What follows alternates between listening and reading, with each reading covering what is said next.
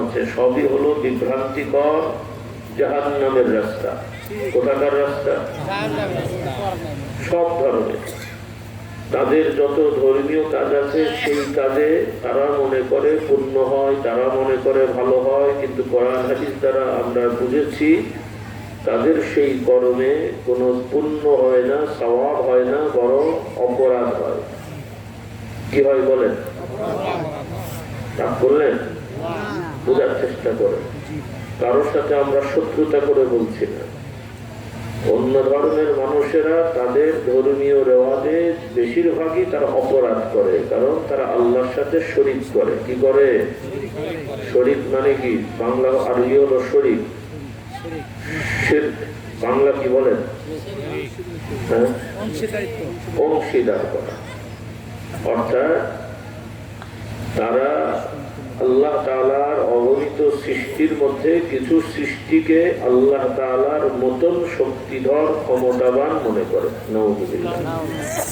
এবং সেই বিশ্বাস করে তাদের বিভিন্ন প্রয়োজনে মহান স্রষ্টা আল্লাহ তাআলার সাথে অথবা আল্লাহ তাআলা বাদে সে সকল সৃষ্টির কাছে সাহায্য চায়, আরাধনা করে, আশ্রয় চায়। বলুন নাউযুবিল্লাহ। এটাই হলো সব থেকে বড় অপরাধ।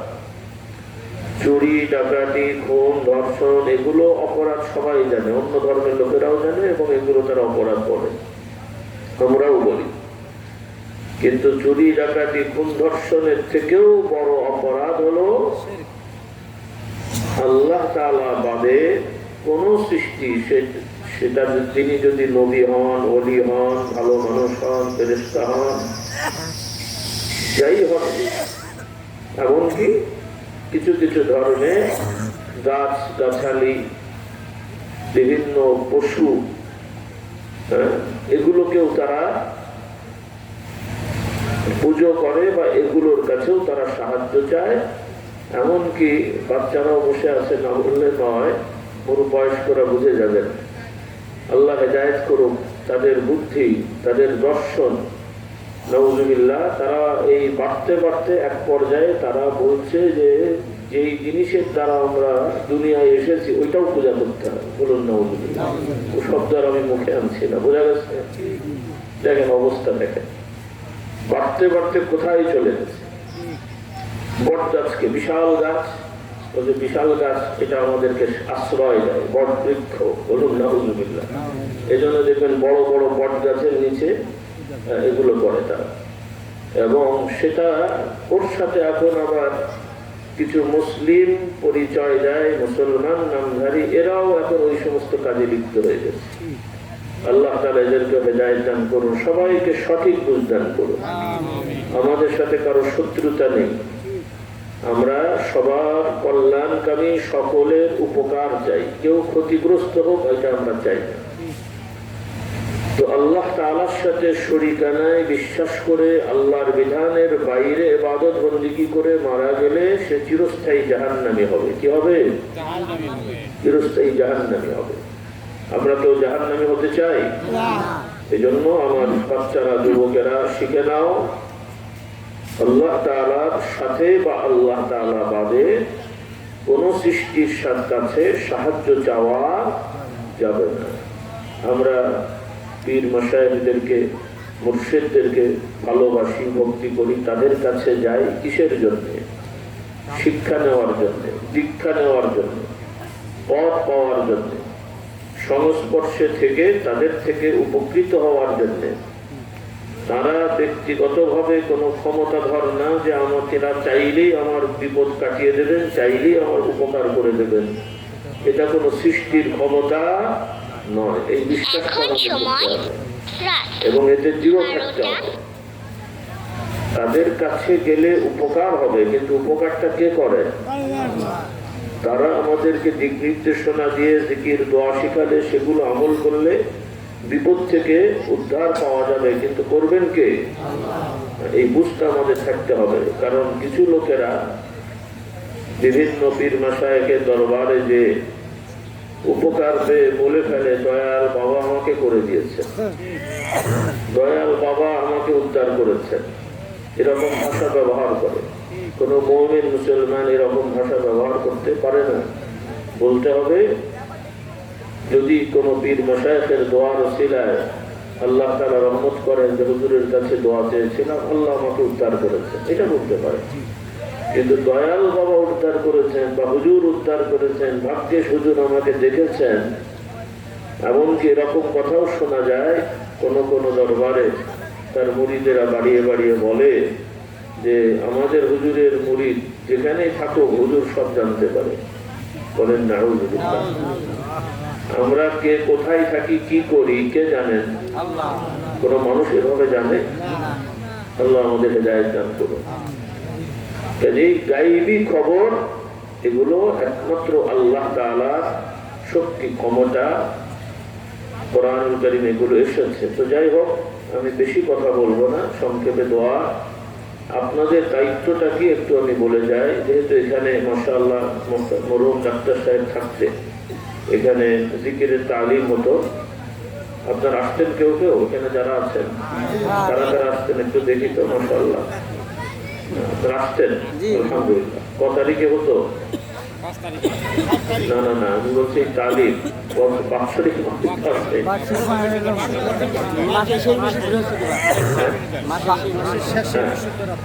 বাংলা মাস অনুযায়ী প্রথম বৃহস্পতিবার।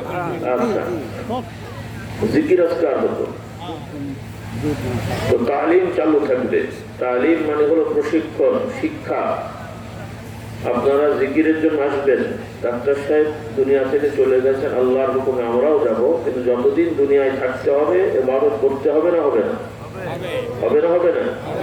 তাহলে আপনারা ব্যক্তিগতভাবে ওজিফা আদায় করবেন এবং মাসিক যে জিকির তালিম হয় সেখানেও আসবেন। তবে কলেমা শরীফ, তাসবিহ, তাহলিল এগুলো পড়া যেমন গুরুত্বপূর্ণ, অনেক সওয়াবের কাজ, তবে এগুলো সবই হলো নফল। পালন করলে অনেক সওয়াব হবে, পালন না করলে অপরাধ হবে না, কিন্তু পালনের দরকার আছে না নাই? কিন্তু কিছু বিষয় আছে ফরজ, পালন না করলে আপনি গুনাহগার হবেন। সেটা হলো সহি শুদ্ধ করে অন্তত সূরা ফাতিহা শেখা। কোন সূরা শেখা? তার সাথে দু চারটা সূরাও ঠিক রাখা দরকার, আয়াত ও সূরা হোক।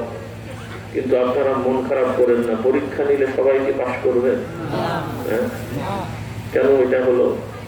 এত বছর দরবারে খানকায় আসছেন, বাক্সিতেও কেউ কেউ যান, আলহামদুলিল্লাহ একটু ভালো করে শিখতে কোটি টাকা লাগে? কোটি টাকা লাগে? লক্ষ লক্ষ টাকা লাগে? হাজার হাজার টাকাও লাগে? কয়েক বছর সময় লাগে? কয়েকদিন একটু কয়েক ঘন্টা প্র্যাকটিস করলে এটা পারা যায়। দেখেও পড়া লাগে না, মুখে মুখে প্র্যাকটিস করলেও আলহামদুলিল্লাহ সহি করে পড়া যায়। তো আমার ভাই বোনদের বলি, আপনারা এটা শিখে নেবেন ইনশাআল্লাহ।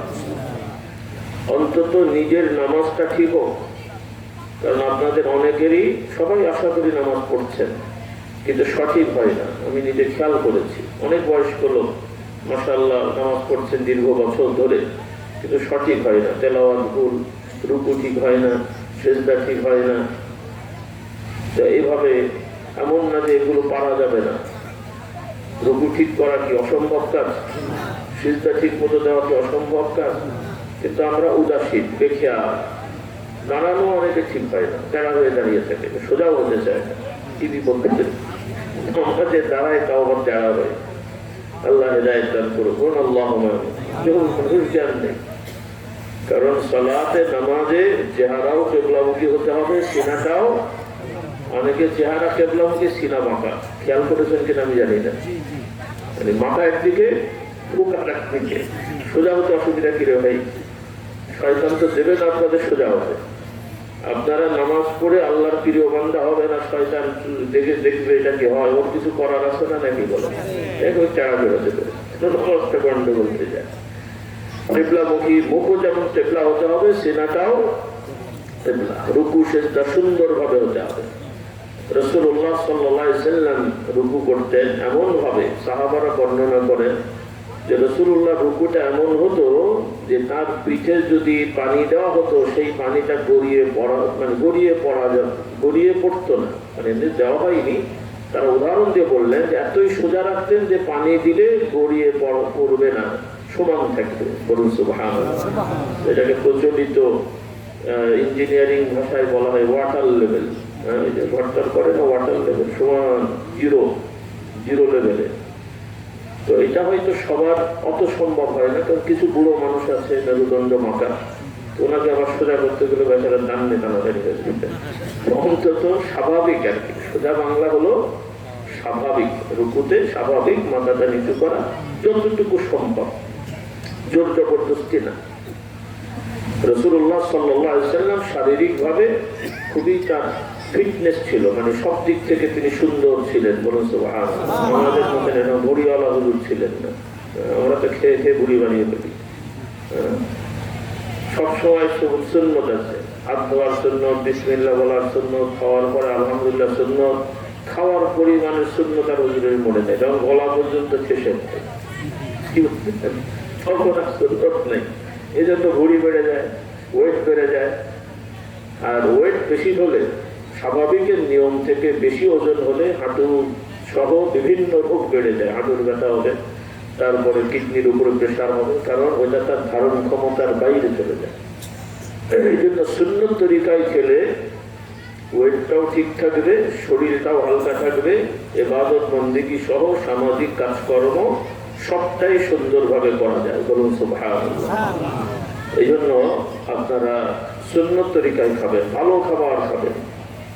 সুন্নত তরিকা অনেকে মনে করে কম খাওয়া, কম না, প্রয়োজনীয় খাওয়া। কি খাওয়া বলেন?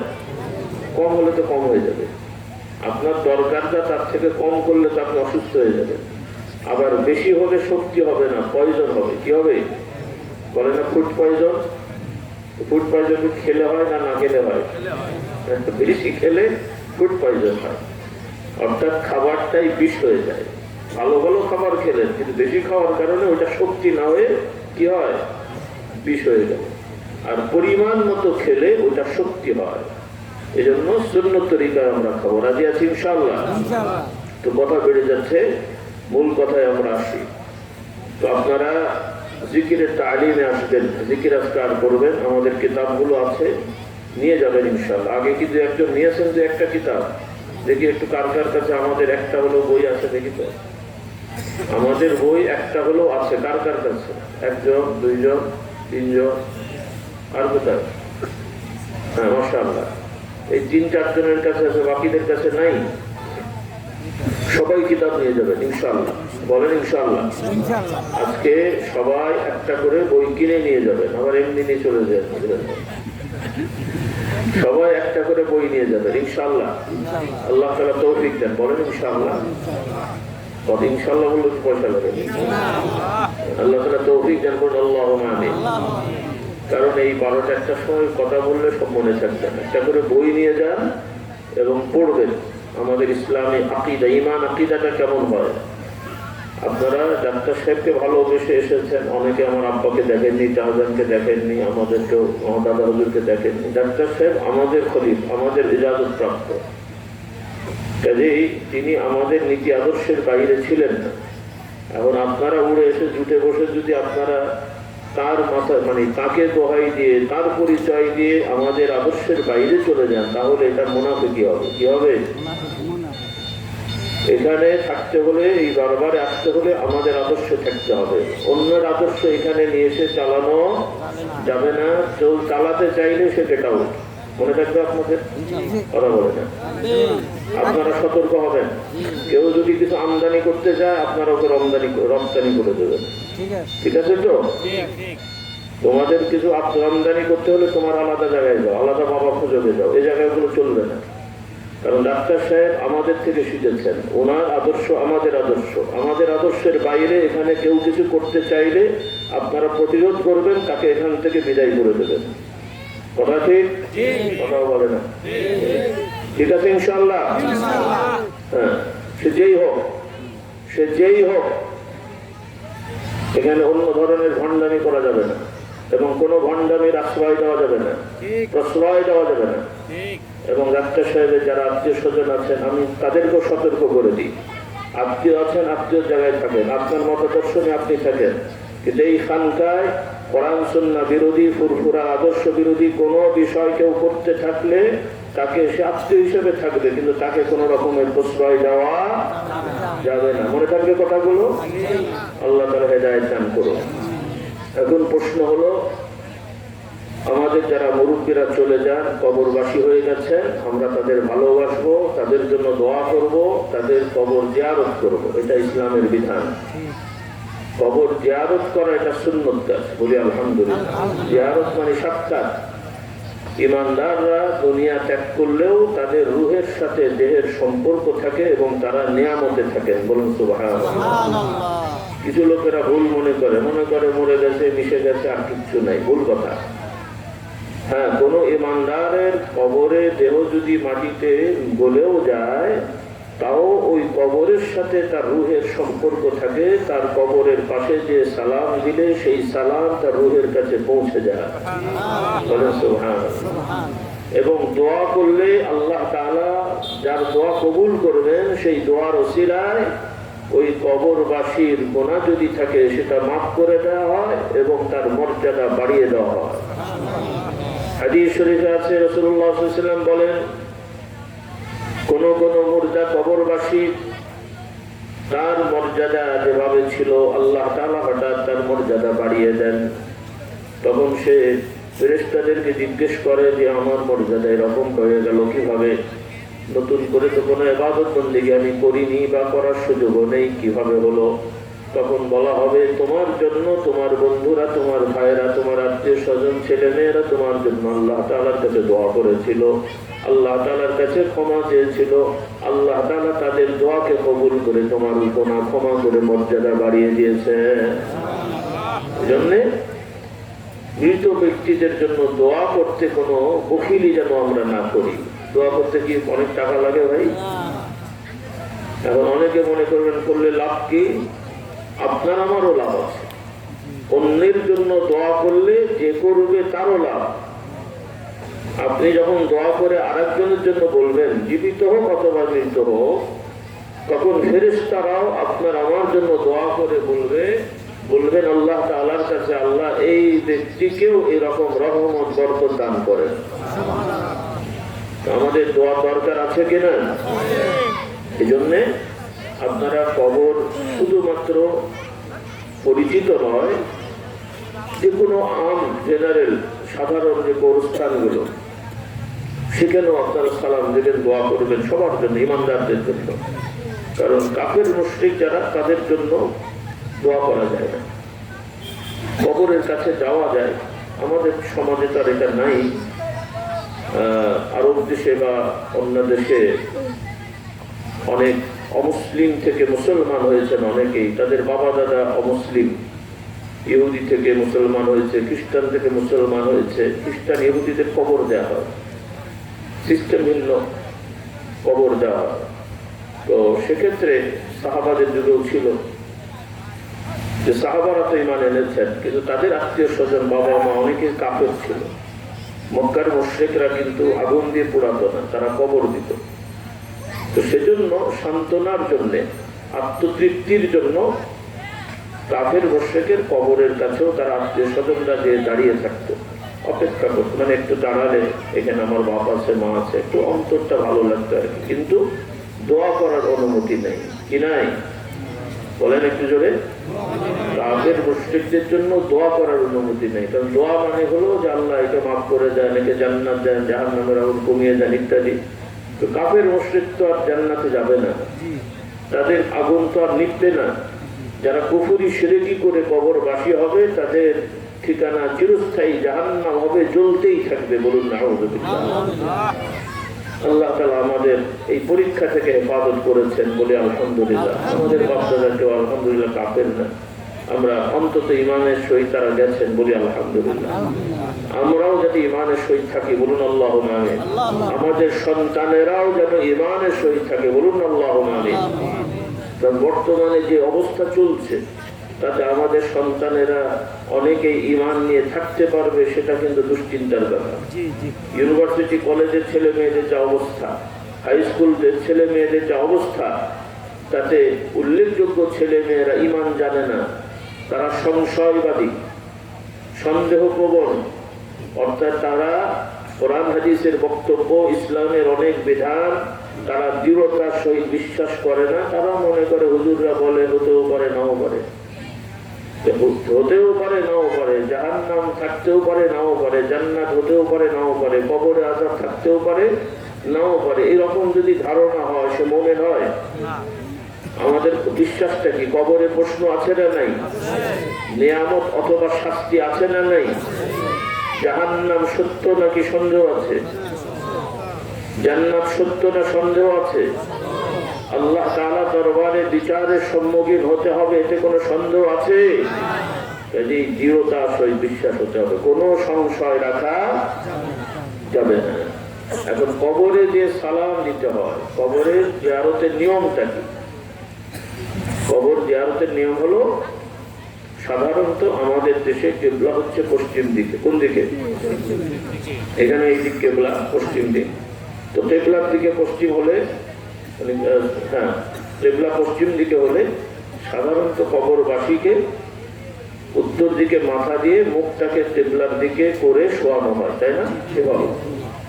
তাহলে কবর জিয়ারতের নিয়ম হলো স্বাভাবিক সুন্নত নিয়ম। যদি সম্ভব হয় তাহলে এই কবরবাসীর মুখ বরাবর, মুখ অথবা সিনা বুক বরাবর কিবলার দিক থেকে এসে কবরবাসীর দিকে ফিরে তার মুখ বা সিনা বরাবর দাঁড়িয়ে সালাম দেয়া।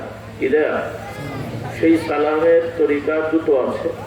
একটা আরবিতে বলা হয় আসসালামু আলাইকুম দিয়ারা কওমিল মুমিনিন আনতুম লানা সালাফুন ওয়া ইনশাআল্লাহু ওয়া ইন্না ইনশাআল্লাহু বিকুম লাহিকুন। এটা একটা। আরেকটা আমাদের দেশে শেখানো হয় আসসালামু আলাইকুম ইয়া আহলাল কুবুর। পারেন না আপনারা? এটা মানে অনেকেই পারেন। হ্যাঁ, আসসালামু আলাইকুম আহলাল কুবুর, তার মানে হে কবরবাসী, আপনাদের জন্য কি সালাম। আর আরেকটা বললাম আসসালামু আলাইকুম দিয়ারা কওমিল মুমিনিন, মানে এই ঘর বা এই আবাসন, আমাদের যেমন উপরের ঘর, ওনাদের হচ্ছে কবরের ঘর। আমাদের ঘর মাটির উপরে, ওনাদের ঘর কোথায়? মাটির তো। ওইটাও একটা ঘর, এটাও কি? এই জন্য দিয়ার বলা হয়েছে, মুমিনদের ঘর। তাদেরকে সালাম দিয়ে বলা হচ্ছে যে আপনারা আমাদের থেকে আগে গেছেন, আমরাও যাবো না, যাবো না? কে কে মরবেন না দেখে হাত তোলেন তো। ঠিক আছে না? আমরাও মরবো কিনা রে ভাই? এই জন্য বলা হচ্ছে যে আপনারা আগে গেছেন, আমরাও আসছি। আমরাও কি? ওয়া ইন্না ইনশাআল্লাহু বিকুম লাহিকুন ইয়াগফিরুল্লাহু লানা ওয়া লাকুম, অথবা গফারাল্লাহু লানা ওয়া লাকুম, আল্লাহ তাআলা আমাদেরকেও ক্ষমা করে দেন, আপনাদেরকেও ক্ষমা করেন। এটা হলো সালাম দেওয়া হলো। এরপরে সালাম শেষ হলে নিয়ম হলো ওখান থেকে সরে যে কিবলামুখী হয়ে দোয়া করা। তাহলে দুটো নিয়ম।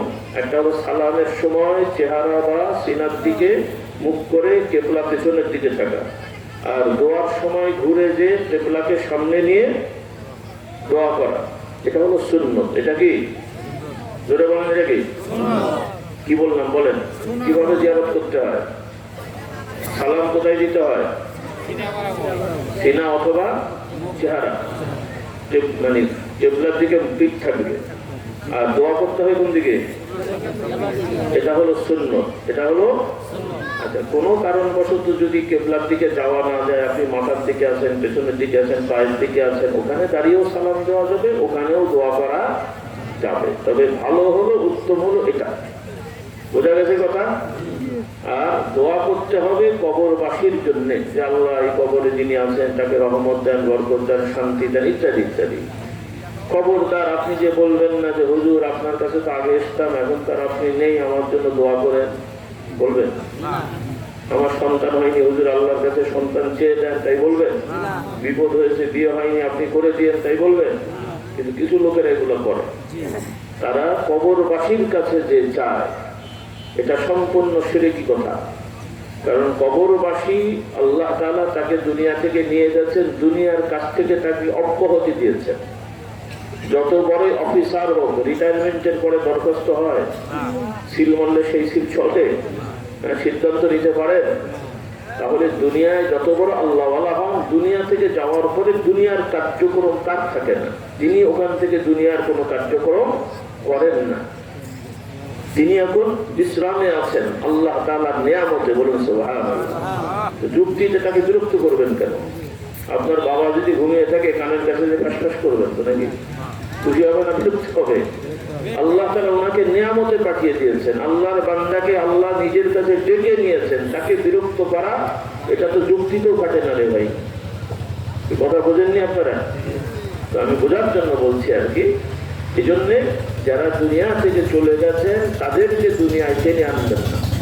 আমরা দুনিয়া থেকে তাদের জন্য কিছু হাদিয়া পাঠাবো, দোয়া করে, দান সৎকা করে, হজ উমরা করে, এগুলো ইসলামের বিধান।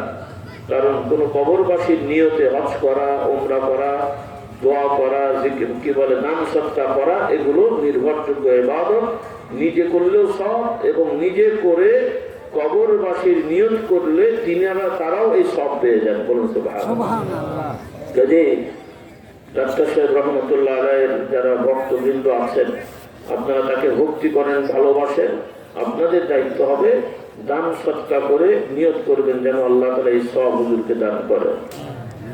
বিভিন্ন সময় দোয়া করবেন, আল্লাহ আমার, আপনাদের কারো কারো হয়তো সাহেব বা মুর্শিদ, দোয়া করবেন আল্লাহ আমার মুর্শিদকে জান্নাতের উঁচু মাকাম দান করেন, কবরকে নুরানি করে দেন, এভাবে দোয়া করবেন, তার কাছে কিছু চাইবেন না। এটা খুব ভুল কথা। আল্লাহ তাআলা আমাদের হেদায়েত দান করুন, সঠিক বুঝ দান করুন। আর জিয়ারত ওভাবে করবেন, মাথা নত করা। ইদানিং আমার কাছে ছবি এসছে কে বা সাধারণ অনেক মানুষ, কারণ আপনাদের আশপাশে অনেক কবরে সিজদা করা হয়, আমি শুনেছি এগুলো, এবং ছবিতেও দেখা যাচ্ছে। তো এই জন্য অনেক সাধারণ মানুষ বোঝে না, তারা এসে সম্ভবত এখানে রুকুর মতন করেছে, সিজদার মতন করেছে, খুব অন্যায়। আপনারা সতর্ক থাকবেন, আপনারা দেখলে তাদেরকে নিষেধ করবেন, বাধা দেবেন। আপনারা তো আশা করি করেননি, করবেন না। যদি কেউ করে তাকে নিষেধ করবেন, বাধা দেবেন। করা যাবে ইনশাল্লাহ? কারণ এলাকাটা একটু জটিল, কারণ আপনাদের আশপাশের এলাকার বিভিন্ন ধরনের মানুষ আছে, তারা এই সমস্ত কাজ করে। আর তাদের দেখে সাধারণ মানুষেরাও, যেহেতু এখানে একটি দরবার খানকা আছে, ডাক্তার সাহেব ভালো মানুষ ছিলেন, আশা করি আল্লাহ ওয়ালা ছিলেন, কাজে তার প্রতি ভক্তি দেখাতে যে অনেকে এগুলো করতে পারে।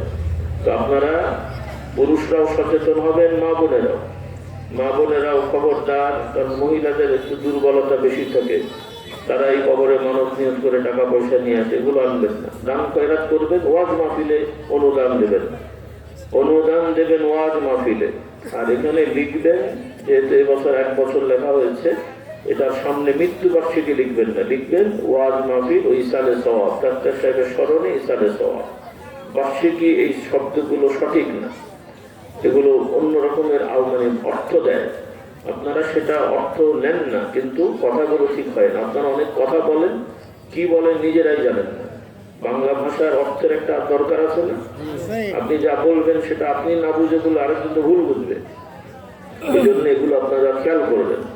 আমরা বলবো ওয়াজ মাহফিল ইসালে সওয়াব, যেহেতু ডাক্তার সাহেবের নাম উল্লেখ করা হয়েছে, লিখবেন যে মরহুম ডাক্তার সাহেবের ইসালে সওয়াব, কথা শেষ। কিন্তু বার্ষিকী প্রথম, দ্বিতীয়, চলতি এরকম লেখার দরকার নেই, এগুলো আপনারা শিখে নেবেন ইনশাআল্লাহ।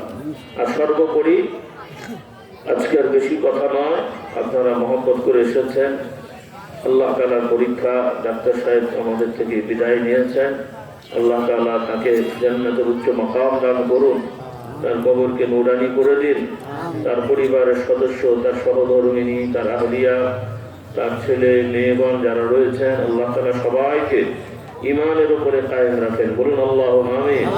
এবং তার রেখে যাওয়া এই দ্বীনি প্রতিষ্ঠান, খানকার কার্যক্রম, ডাক্তার সাহেবের সন্তানেরা রয়েছেন, একজন বাইরে থাকেন, একজন এখানে থাকেন, আল্লাহ তাআলা তাদেরকে, এবং তার জামাতা রয়েছেন, সবাই মিলেমিশে, জামাতাগণ কয়েকজন আছেন, সবাইকে মিলেমিশে এই দ্বীনি কাজটা চালু রাখার তৌফিক দেন। তালিমে আমি আগেও বলেছি, জিকির আজকারের পাশাপাশি আপনারা কোরআন শিখবেন, ধারাবাহিক আধা ঘন্টা 40 মিনিট কোরআন শিক্ষা। কোরআন শরীফ থেকে বিভিন্ন সূরার আয়াত পড়া হবে, সেই আয়াতের যে অনুবাদ এবং ব্যাখ্যা বিশ্লেষণ তাফসিরে আছে, মাআরিফুল কোরআন থেকে আপনারা ধারাবাহিক, এই যে তালিমটা হয় সেখানে ধারাবাহিক মাআরিফুল কোরআন থেকে আপনারা পড়বেন, মানে তারা তালিম দেবেন, আপনারা পড়বেন।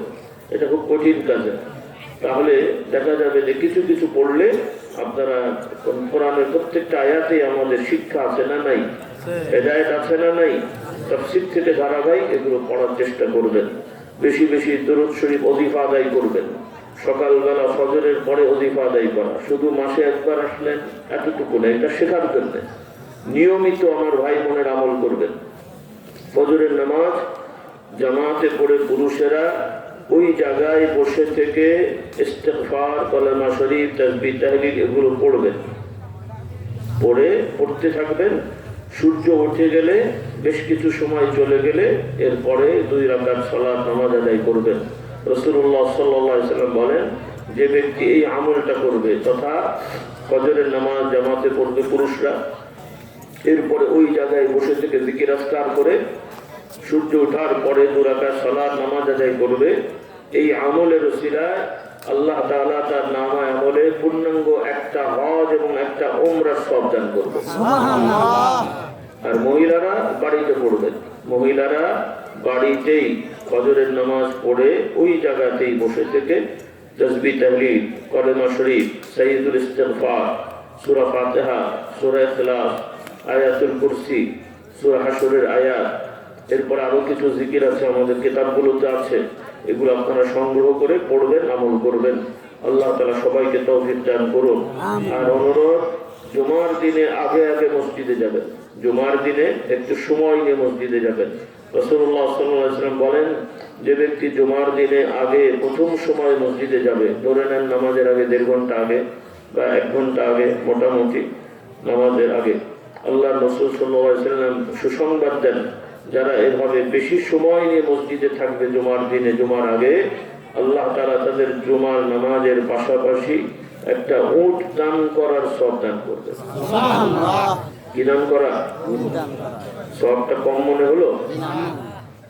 সব আপনারা পারবেন প্রতিদিনে, প্রতি সপ্তাহে একটা করে উট বা বড় মোটা তাজা গরু কিনে দান করা সম্ভব হবে? সবার পক্ষে হবে না, বা কারোই পক্ষে হবে না, কিন্তু জুমার দিনে একটু আগে আগে গেলে এই পরিমাণ সওয়াব আপনাকে আল্লাহ তাআলা দান করবেন। বলুন সুবহানাল্লাহ। এই আমলগুলো করবেন। তো যাই হোক, মোহতারাম জনাব মুস্তাকিম সাহেব আছেন, তার বড় ভাইও আছেন, সবাই মিলে মিশে এটা করেছেন।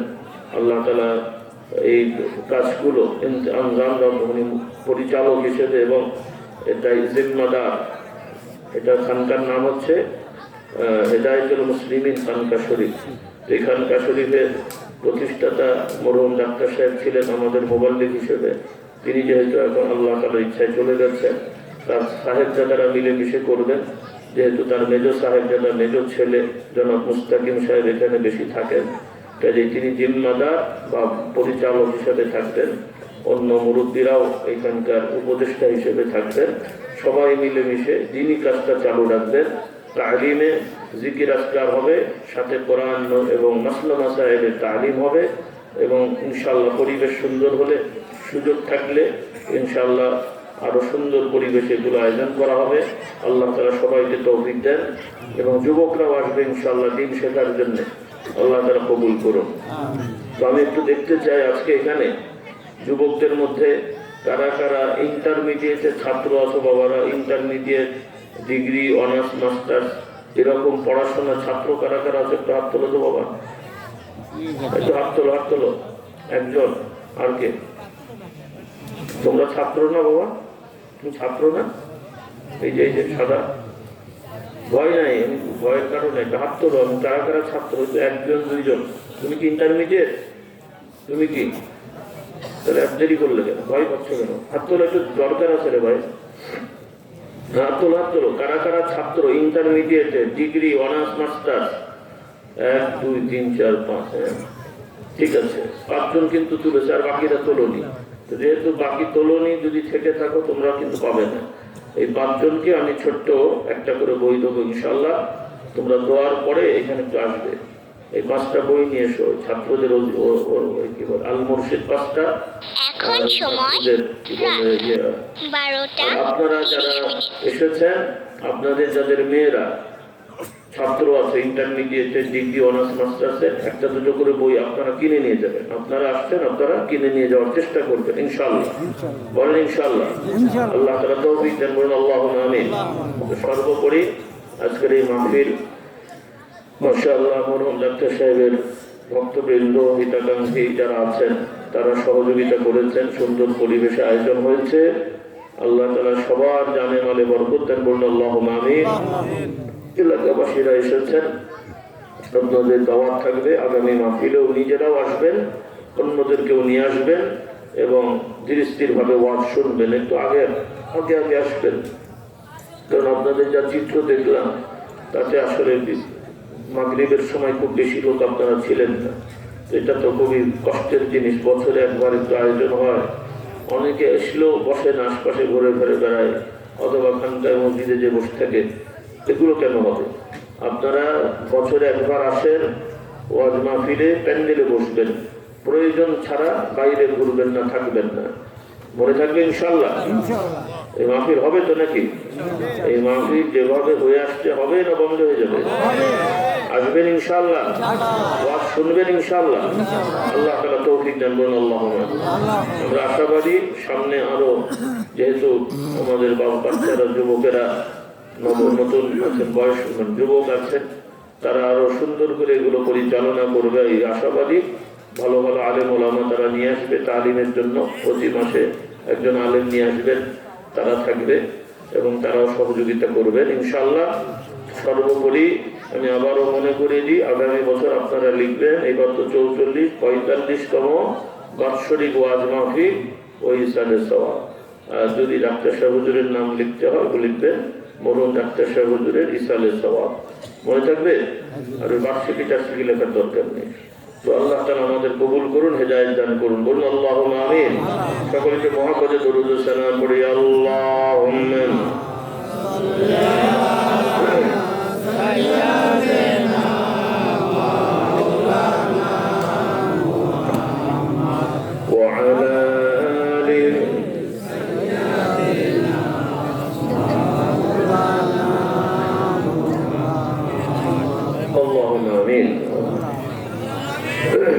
ربنا ظلمنا أنفسنا وإن لم تغفر لنا وترحمنا لنكونن من الخاسرين. ربنا اغفر لنا ولإخواننا الذين سبقونا بالإيمان ولا تجعل في قلوبنا غلا للذين آمنوا ربنا إنك رؤوف رحيم. يا مقلب القلوب ثبت قلوبنا على دينك. اللهم نور قلوبنا بنور معرفتك أبدا يا الله. رب اغفر لي ولوالدي وللمؤمنين يوم يقوم الحساب. رب العالمين আমরা গুনাহগার খাতাকার, যা কিছু আমরা পড়েছি বলেছি রসিলায় আমাদের সবার গুনাহ খাতাগুলোকে মাফ করে দাও। আল্লাহ আমাদের মূল পুরুষ যারা কবরবাসী হয়ে গেছে তাদের গুনাহ খাতাগুলো মাফ করে দাও। বিশেষ করে আল্লাহ শাস্ত্রী ডাক্তার নাহিদ সাহেব রহমতুল্লাহ আলাইহি, আল্লাহ তার কবরকে নূরানি করে দেন। তার পরিবার পরিজনকে আল্লাহ আপনি ধৈর্য ধারণ করার তৌফিক দান করেন। তার সকল সন্তানদেরকে মিলেমিশে এই দিনই কাজে আল্লাহ সহযোগিতা করেন, আল্লাহ তৌফিক দান করেন। সর্বোপরি মাহফিল আল্লাহ সবার জন্য নাজাতের ওসিলা হিসেবে কবুল করে নেন। যারা হাজির হয়েছেন তাদের সবাইকে কবুল ও মঞ্জুর করে নেন। আল্লাহ আমাদের এই যুবক যুবতী ছেলে মেয়েরা, কচি কাঁচা শিশু ছাত্র ভাইরা, আল্লাহ এদেরকে পড়াশোনা করে যোগ্যতা অর্জন করে দক্ষতা অর্জন করে সমাজে প্রতিষ্ঠিত হওয়ার তৌফিক দান করেন। তাদেরকে ঈমান আমলের পড়ার বরকত নসিব করেন। আল্লাহ প্রত্যেককে কবুল ও মঞ্জুর করে নেন। সকলে আমার সাথে পড়ুন আল্লাহুম্মা আজিরনা মিনান নার। اللهم أجرني من النار. اللهم أجرني من النار. اللهم إنك عفو كريم تحب العفو فاعف عنا. رب اغفر لي ولوالدي وللمؤمنين يوم يقوم الحساب. يا مقلب القلوب ثبت قلبي على دينك. قرنا مشهد يا مقلب القلوب ثبت قلبي على دينك. يا مقلب القلوب ثبت قلبي على دينك. يا مقلب القلوب ثبت قلبي على دينك. اللهم ات نفوسنا تقواها وزكها أنت خير من زكاها. رب اغفر لي ولوالدي وللمؤمنين يوم يقوم الحساب. الله خاص করে পৃথিবীতে বিভিন্ন জায়গায় জুলুম অবিচার চলছে। দয়া করে আল্লাহ সকল জালেমদেরকে আল্লাহ আপনি ধ্বংস করে দেন। আল্লাহ ফিরআউন মার্কা, নমরুদ মার্কা যত নতুন নতুন শাসকের আবির্ভাব হয়েছে আল্লাহ এদেরকে ধ্বংস করে দেন। আল্লাহ ফিরআউন, নমরুদ, সাদ্দাতকে যেভাবে ধ্বংস করেছেন এদেরও সেই করুণ পরিণতির ব্যবস্থা করে দেন। আল্লাহ খাস করে সকল মাজলুমদের প্রতি গায়েবী সাহায্যের ব্যবস্থা করে দেন। আল্লাহ বাংলাদেশের প্রতি রহম করুন নাযিল করেন। এদেশের আল্লাহ নতুন ভাবে যারা শাসনে আসবে সব যোগ্য, ভালো, নীতিবান, আদর্শবান, আপনাকে ভয় করে, আপনার নবীকে ভালোবাসে, আখিরাত পরকালে বিশ্বাস আছে, আপনার বান্দাদের প্রতি ন্যায় বিচার প্রতিষ্ঠা করবে, এই ধরনের ভালো মানুষদের দ্বারা শাসনের ব্যবস্থা করে দেন। অসৎ অযোগ্যদেরকে আল্লাহ আপনি সমাজ থেকে বিতাড়িত করার ব্যবস্থা করে দেন। আল্লাহ আমাদের গুনার কারণে শাস্তি না দিয়ে আপনি খাস রহমে ওসিলায় আমাদেরকে আল্লাহ আপনি হেফাজত করেন। আল্লাহ প্রত্যেকের সকল যারা জুলুমের শিকার বিভিন্ন ভাবে আল্লাহ সমস্যা আছে সমাধান করে দেন। যার যার মকসুদ, আশা, আকাঙ্ক্ষা সকল আল্লাহর কাছে করেন। আমিন, আল্লাহুম্মা আমিন, আল্লাহুম্মা আমিন। ربنا تقبل منا انك انت السميع العليم. ربنا آتنا في الدنيا حسنة وفي الآخرة حسنة وقنا عذاب النار. আল্লাহ খাস করে মরহুম ডাক্তার সাহেবের সহধর্মিণী, তার আহলিয়া, পরিবার, ছেলে মেয়ে সবাইকে আল্লাহ আপনি দ্বীনের উপর কায়েম রাখেন। তাদের সকলের মনকে আল্লাহ স্থির করে দেন। এই বিষয়কে আল্লাহ আপনি সহজ করে দেন। এখানে খানকার দ্বীনি কার্যক্রম সহি শুদ্ধভাবে দ্বীনের উপরে, সুন্নতের উপরে দৃঢ়তা সহিত হতে থাকে সেই ব্যবস্থা করে দেন। আজকের এই মাহফিলে ইসলামে সওয়াবে যে যেভাবে সহযোগিতা করেছেন, দান খয়রাত অনুদান নিয়ে এসেছেন, দিয়েছেন, প্রত্যেকে জানে মানে বরকত নসিব করেন। ভবিষ্যতে মাহফিল সুন্দরভাবে পরিচালনার ব্যবস্থা করে দেন। আল্লাহ যারা এসেছেন তরিকতপন্থী তাদের সুন্নত ভিত্তিক আমল করে তাদের কলবে রুহের আল্লাহ তারাক্কি নসিব করে দেন। আল্লাহুম্মা সাল্লি আলা মুহাম্মাদিন আবদিকা ওয়া রাসূলিক وصل على المؤمنين والمؤمنات والمسلمين والمسلمات الأحياء منهم والأموات إنك سميع قريب. সকলে যার যার বিষয় নিয়ে দোয়া করেন।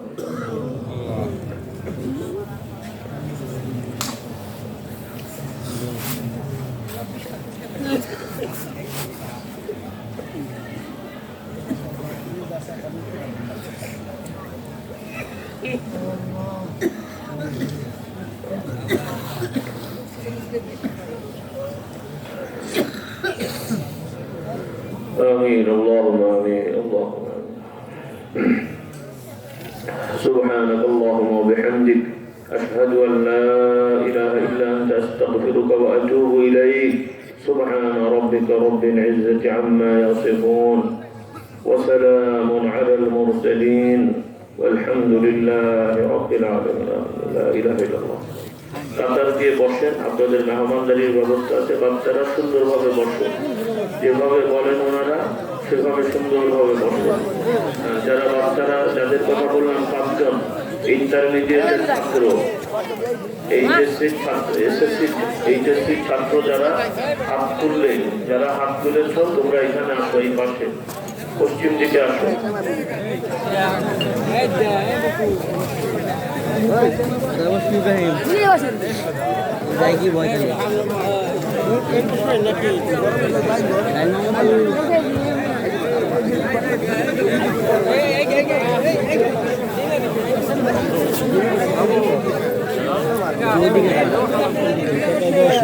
কিতাব নিতে চান একটু নিয়ে নেন, বই পুস্তক এই গাড়িতে আছে, নিয়ে বসেন, খাবার তো পাবেন ইনশাল্লাহ।